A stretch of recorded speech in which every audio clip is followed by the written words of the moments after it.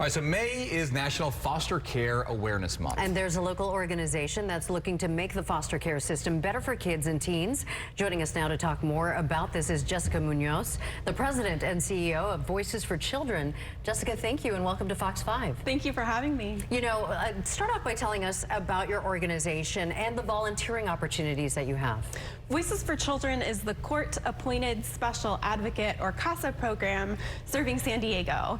That means that we have the pleasure and responsibility of training community volunteers who become advocates, called CASAs, for children who've experienced abuse or neglect and then enter the foster care system. Jessica, let's talk about some of the statistics that you guys have put together, which includes the fact that for foster care youth here in California, only 59% graduate high school, only 3% graduate college and earn a degree. 50% become unemployed within 4 years of leaving foster care, and within 2 to 4 years of leaving foster care, a quarter of them are incarcerated, and a fifth of them, 20%, are homeless. What is wrong with the system that is allowing these things to happen? I think the challenge is that for young people who've experienced foster care, while there are many professionals who are working very, very hard to try to ensure that those are not the outcomes for our youth, unlike children that you might have in your life or I might have in mine, they don't always have a caring, consistent adult to help them navigate that transition to adulthood. And so CASA volunteers support youth in a variety of ways. For CASAs who are serving older youth, one of the things that they do is to really try to understand holistically what that young person needs to be successful as an adult and avoid some of those outcomes. I mean, for a lot of these foster kids, as they turn 18, they're just out there on their own and literally left to kind of fend for themselves. This is why these volunteers are so important. That's true. In California, we're fortunate that if the young person chooses, they can stay involved with the system and receive support until 21. It's optional.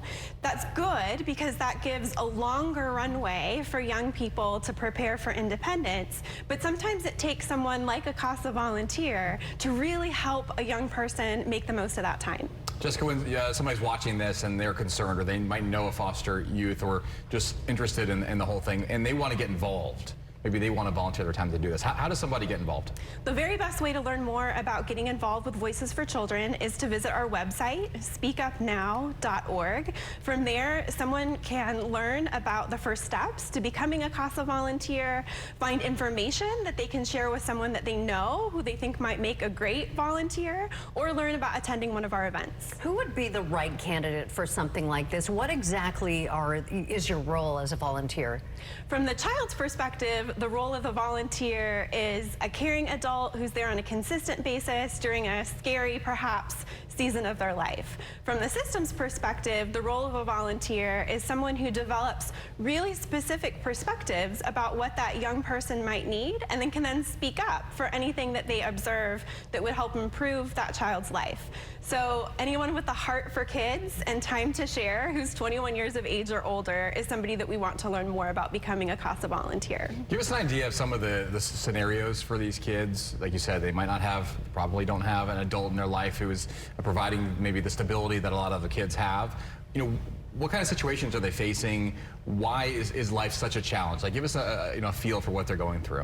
There's a few different components to what can make life challenging for a child who's experienced foster care. Sometimes it's what their life looked like before entering foster care. So if they've experienced abuse or neglect, maybe they were living in a situation where there was domestic violence or a parent had untreated mental health needs. And then as much as there may be issues in the family that need to be addressed, that's still the family that they know. So when they're separated from their family and they come into care, that in itself can be a really difficult, really challenging time. Sometimes too, through no fault of their own, children move from placement to placement. They might be in a short-term situation and then a long-term situation, and then maybe have to move again. So there can just be a lot of change that happens in some of these very short young lives. We certainly have to support them because they are our future. Absolutely. You know, and so volunteers are needed.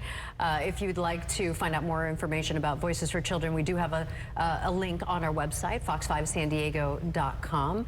Jessica Munoz, thank you so much for coming in and talking about it. It's so important. My pleasure. Thank you. Jessica.